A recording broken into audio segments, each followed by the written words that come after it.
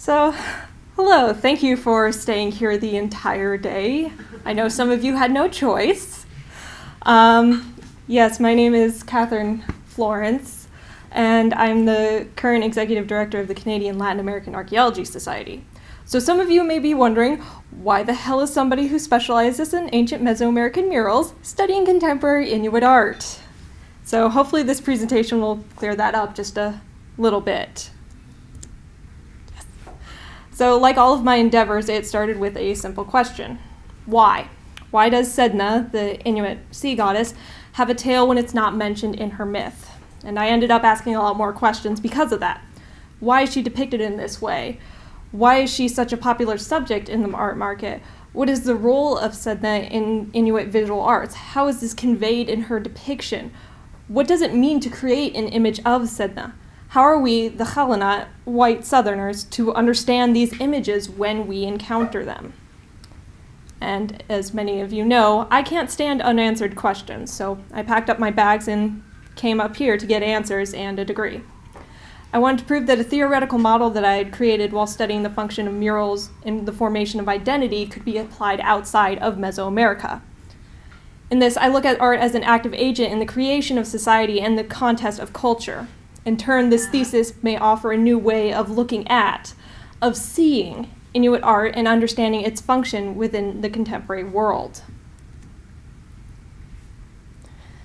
So this project, as far as I know, will be the first to attempt to examine Sedna as an icon of Inuit identity or as a symbol of resistance. Contemporary artists are reclaiming her in their work, asserting her importance in their identity as Inuit and her position within their world.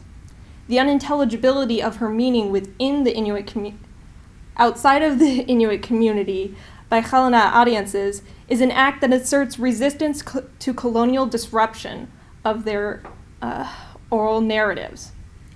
Inuit artists return to her image again and again because she is the ultimate survivor. Making these images is a way of honoring that and calling upon that strength. Just like her, they survive, they thrive. And in turn, engaging with her image is a performance of public and private Inuit identity to a greater audience. My background is in archaeology, anthropology, and art history, so I began by surveying what research has already been done within these disciplines. And to start with archaeology, over the past 70 years, many have analyzed prehistoric Inuit carving tradition within the context of spirituality and symbolic manifestation of their cosmologies. But little recent research has been done on iconography, and many major questions about still living populations are greatly ignored. 17th to 20th century ethnographic accounts, such as Ramesson or Boaz, and the voyage journals of countless Arctic expeditions assign ahistorical visions of Arctic life and belief. While giving clues to past interpretations of Sedna, these accounts are continually problematically cited as sources for modern inquiries, as these lock Sedna within a dislocated narrative that might not reflect her contemporary position within Indigenous thought. Meanwhile, art historians have been attentive to the modern era rise of the co-op and reception of Northern art in the South, which has been attributed to Houston's expeditions in the early 50s, as well as the emergence of a plethora of new styles in media, changing scales and subject matter as the population of the fifth region, the urban Inuit, grows. Recently, Indigenous authors such as Ruth B. Phillips and Heather Igloliorte, who is here, have begun to reclaim this narrative, providing much-needed emic internal point of view. Nonetheless, a major flaw in many of these texts is that they do not address Sedna within the present. Even more recent sources like Nelda Swinton's 1985 account or Lograd and Oostern 2008 curatorial essays fall short. They examine the goddess in a museum exhibition contextualized within a historical belief system while acknowledging consistent transformation over time. But they frame the sea woman as an old god dying at the dawn of modernity. She is treated the same way her children are, a figment of the past and a ghost of the spirit she is. Newer pieces are treated like mere reiterations of tradition, and we forget that change is the nature of culture. This thesis will strive to address that problematic pattern. But I first must address that many art history and anthropology methodologies are still deeply rooted in Eurocentric concepts of land, place, and being. I am still learning the structure of indigenous methodologies myself, turning to Sean Wilson's Research as Ceremony and Robertson et al.'s Clearing a Path, using these to serve as guides for using a relationship-based practice, wherein I engage with the subjects as equals in establishing a reciprocal exchange of knowledge. This methodology requires me to approach this figure of Sedna as inseparable from the land and the practices she is a part of outside of art. It is similar to my original understanding of the anthropological practice of holism, but requires me to push it farther. And as said in Amanda's presentation, decolonial art theory is not a metaphor. It is necessary when considering the relationship between Inuit and Qallunaat. It is a relearning of paradigms, a renegotiation of existing by acknowledging and amending the harm done to indigenous people through the loss of sovereignty and land. Putting this into practice, however, means confronting the privileges I have as a Qallunaat researcher studying indigenous subjects, and in part, giving up pieces of that privilege so that my voice is not heard over others. I intend to center this project on living knowledge by interviewing contemporary Inuit artists who depict Sedna in their work, as they are the creators. This thesis is an effort by an outsider to open a new conversation, a way for me to present information that's likely not accessible to the average Inuk behind the ivory walls of academia, and to let them decide what it means, with my own ideas clearly delineated as subjective commentary.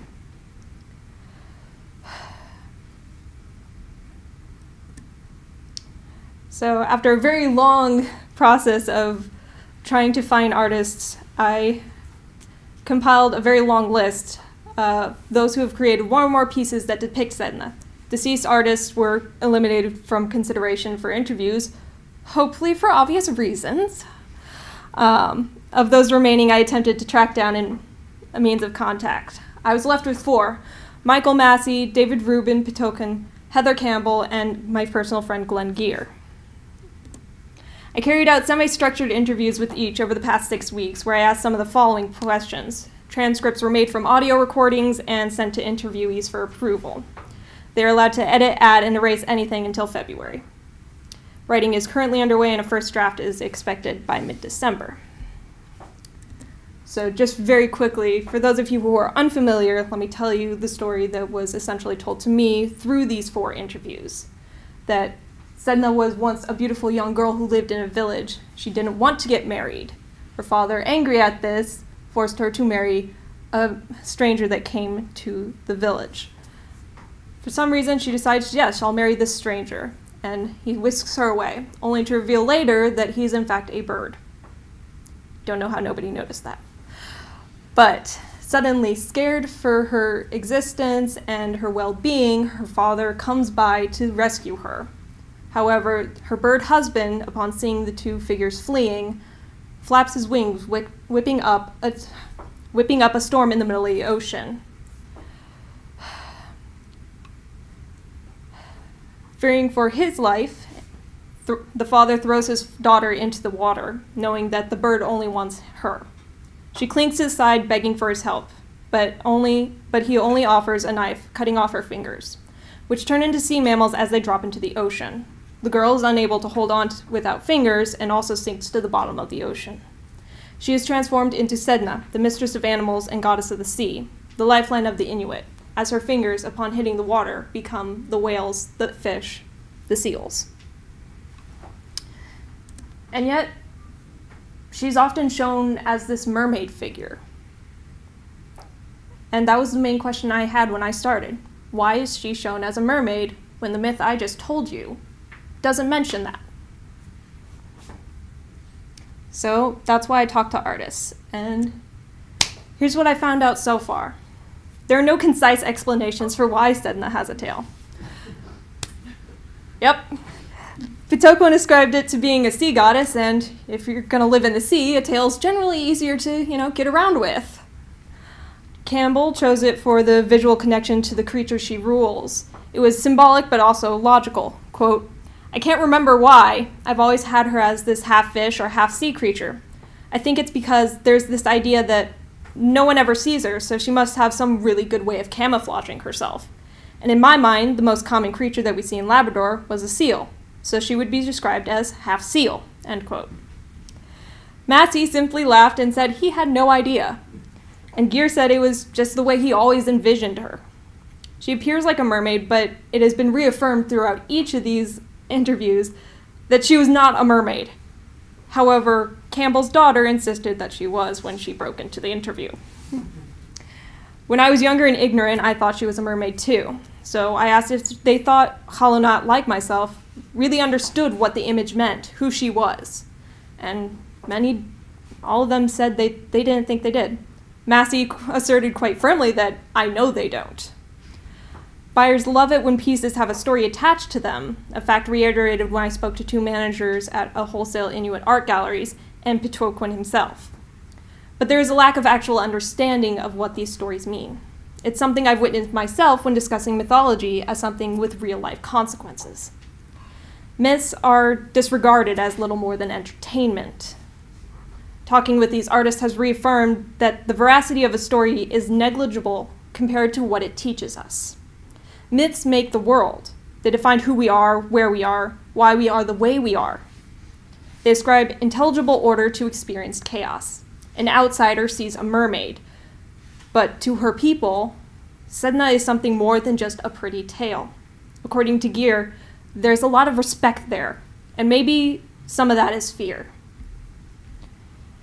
In the beginning, I asked why Sedna was still so prominent when a vast majority of Inuit no longer subsisted off of her domain. And perhaps the answer is that she is still the provider of her people, just as she always has been. Before the South came in and changed their lifeways, Inuit lived off of what was offered to them. The seals, the whales, the fish, the creatures of the ocean, the children that Sedna would guide towards the hunters. Then the South came to the Arctic. She sent the seals, the whales, and fish, but they could no longer get to her people through corporate nets and red tape. The Inuit were cornered into relying on Qallunaat goods in order to survive. But the South took a liking to the little ivory miniature walruses and polar bears. Over time, sculptures of animals became a new source of income for some. Sedna's children were still providing for her people. It is no matter that the image is of the animal instead of the flesh and blood article. The likeness was equivalent to prevalence. And I was also told that carving her image was a way to say thank you for providing for us. It is a way to teach the next generation that old traditions are not out of practice, just in new forms. It's a way of reclaiming power that has been denied through colonization. She is still ours. She is still ours to understand and ours to look after and to be looked after by. It's a way of communicating identity as an Inuk to self and others, as she is seen as this icon of what it means to be an Inuk. And as Pitoquan told me, through carving, quote, "I'm learning how to understand who I am as a human being," end quote. In the process of interviewing artists, I was asked what I plan to do with the products of this study. And I confess that I forgot to ask what they would like to see done with this work. Part of this thesis is giving back to the people I collaborated with. I took their stories, and in turn, I ethically must give them back with as much meaning. I will be contacting the interviewees again and asking them just that. I will be awaiting their responses, and I will do what is in my power to make that a reality. In turn, helping them to communicate what they want us, the Qallunaat, to learn from their art. The next big question is then, what am I going to do next? My advisor has suggested I curate an online exhibition to give Indigenous readers insight into cultural exchange and barriers within the art world, as well as creating a place where these stories and images can be made available to learn from. I will continue to gather images and stories to present in an accessible platform. Currently, Tumblr and Facebook are the leading candidates. I'd like to thank my interviewees, my advisor, and the organizations that have provided me home and community while I'm outside of my own country. Thank you.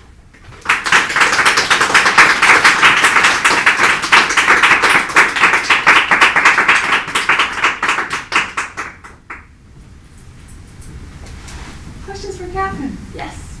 I don't know. Well, in terms of the history of the representations of Sedna, you said that it's in contemporary art that she is represented as a mermaid. But can you see like a particular period in history where this representation started, or is it something that has been like the iconography?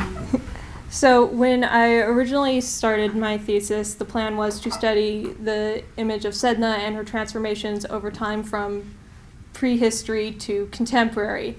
However, upon doing a vast amount of reading and starting literature review, I found that there really weren't any images prior to the early 40s and late 50s. Before that, there were plenty of figurines of animals, fish, bears, walruses, but none of a figure that would be identified as Sedna. So that's the reasoning for the focus from modern and contemporary. Thank you for the presentation. Yeah, I never knew anything about the topic, so this is interesting.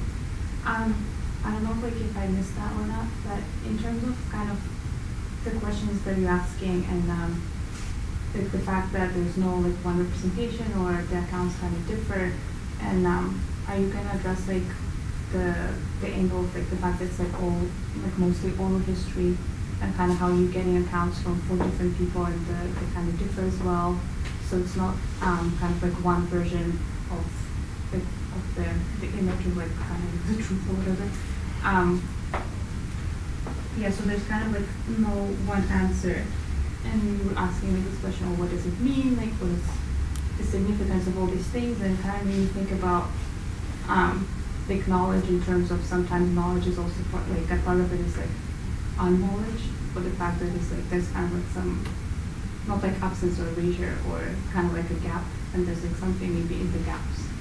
So it's like, is it really like important to know what it means exactly? Especially in terms of kind of intergenerational knowledge or kind of like collective, that there's like groups of people and they have like different versions. So if I'm understanding the question correctly, how am I... It's not really a question. But it's not a question, more of a comment, really. But am I going to address the fact that, you know, there are different versions of this story, different understandings of why she is this way or depicted this way? And yes, that is something I do plan to address in my thesis. I have a minor in classics, so one of the things about incorporating the study of mythology into this, especially because she is a mythological figure, is addressing that there are going to be different versions, and each one of them is as true as the next one. So yes, I will be paying special attention to what is lost, what is not mentioned, what is mentioned, and the differences between. Chris. Thanks, Brenna. I'm just curious if in your research so far you've like touched on like a pretty common occurrence of transformations or like slippages between species in Indigenous worldview. And the other thing I thought about, maybe Heather can speak to it because I forget, but in the image you showed where she was still a human underwater, she had the tail on her Amountie parka, and I was wondering if like that sort of might play into these like more mermaid-like representations.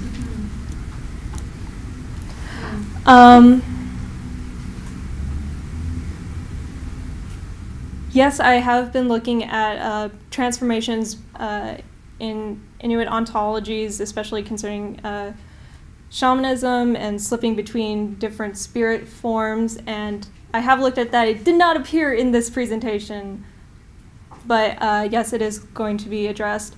And as for the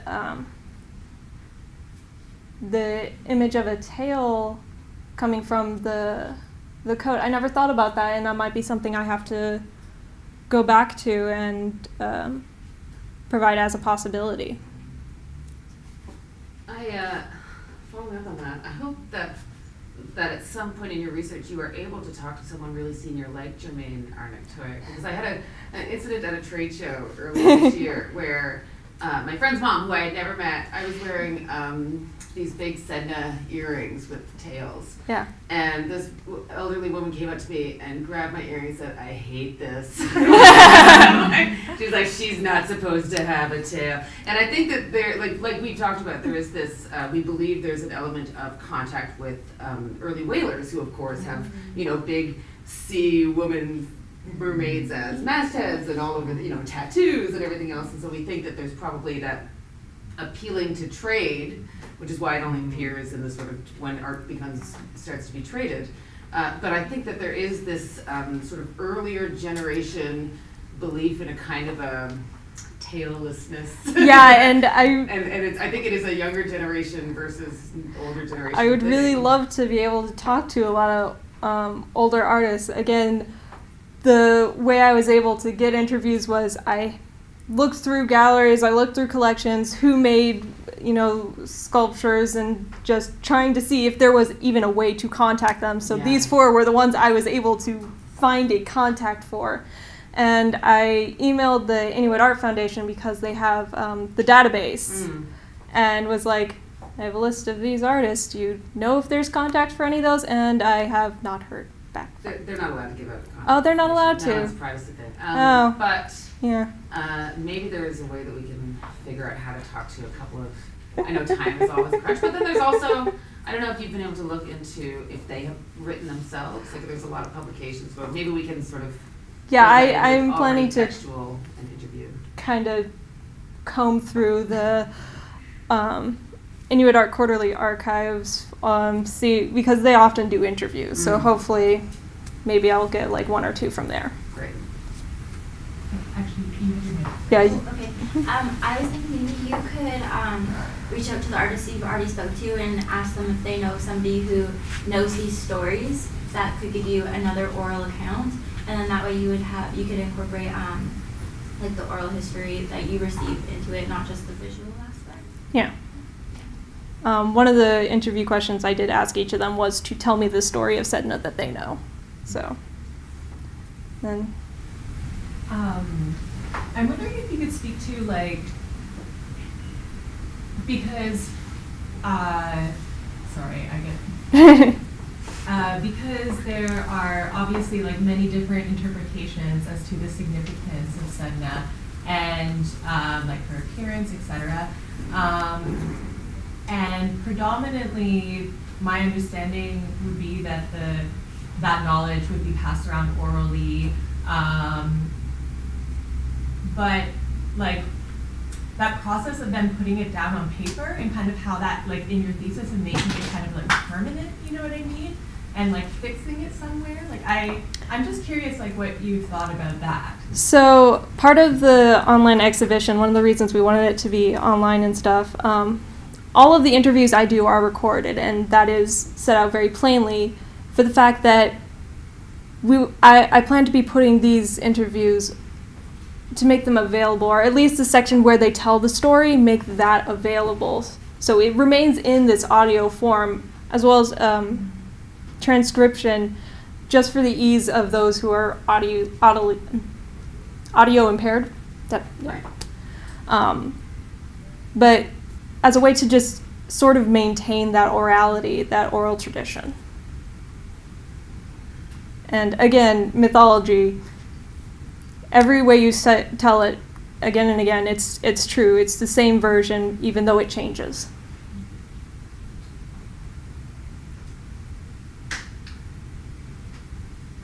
All right. Well, thank you very much.